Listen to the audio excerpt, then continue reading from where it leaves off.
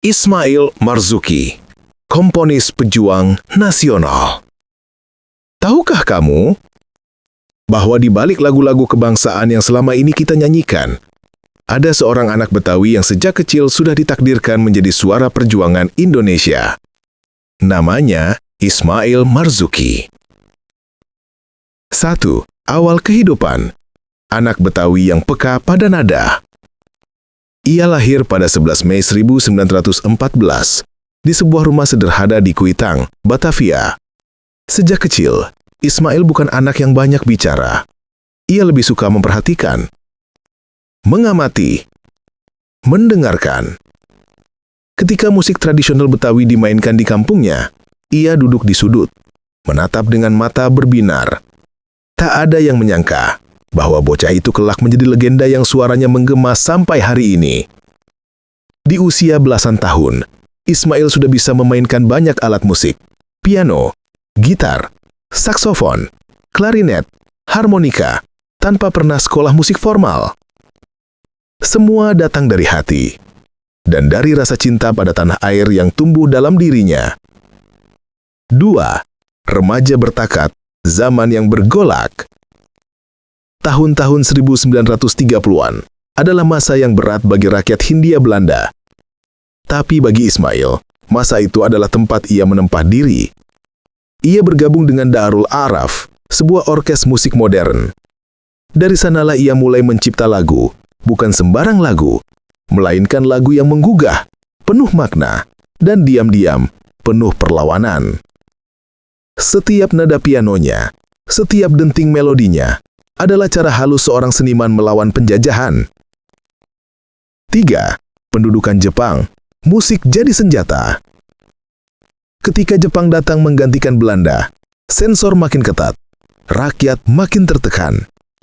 Namun Ismail tetap berkarya. Ia bekerja di Hosokyong, radio Jepang. Banyak orang tak berani berbicara soal Indonesia. Tapi Ismail mencari celah. Ia memasukkan semangat kebangsaan dalam lagu-lagunya. Lirik-lirik yang lembut, namun bila didengarkan dengan hati, itu adalah teriakan kemerdekaan yang dibungkus melodi.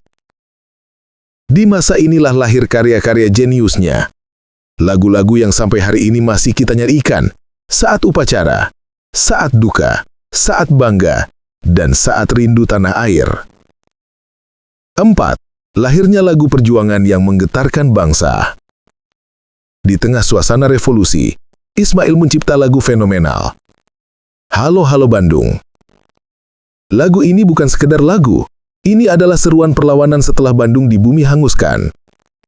Liriknya penuh emosi, penuh kemarahan, penuh keberanian. Lalu ada Gugur Bunga, sebuah elegi yang ia tulis untuk menghormati para pejuang yang meninggal. Nadanya tenang, tapi menyimpan luka mendalam. Setiap kali lagu itu berkumandang seperti ada jiwa yang berbicara dari masa lalu. Dan tentu saja, Rayuan Pulau Kelapa. Lagu indah tentang tanah air, lembut, romantis, tapi dalam. Seakan-akan Ismail sedang berkata, Indonesia, aku mencintaimu sepenuh hatiku. 5. Radio Republik Indonesia, Suara Kemerdekaan. Ketika Indonesia memproklamasikan kemerdekaan, Ismail bukan di medan tempur. Ia berada di RRI Jakarta, tempat di mana suara menjadi senjata. Di sana, ia menjaga semangat bangsa melalui siaran musiknya. Di masa agresi militer Belanda, ketika rakyat ketakutan, ketika komunikasi terputus, suara Ismail dari radio dan lagu-lagunya menjadi pengingat bahwa Indonesia belum menyerah. Di ruang sempit RRI, dengan alat sederhana, Ismail Marzuki menjadi tiang penyangga moral bangsa. 6. Akhir hidup dan warisan abadi. Ismail Marzuki meninggal pada 25 Mei 1958. Tubuhnya memang pergi, tapi suaranya tak pernah hilang.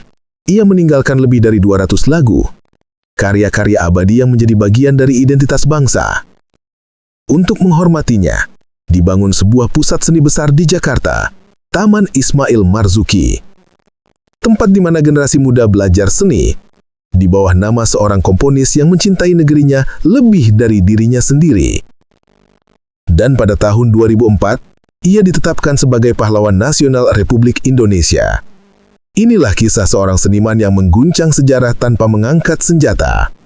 Seorang komponis yang menjadikan nada sebagai peluru dan lagu sebagai perjuangan. Ia adalah Ismail Marzuki. Suara abadi, hati yang tak pernah berhenti mencintai Indonesia. @gladiator neraka, like, komen, subscribe.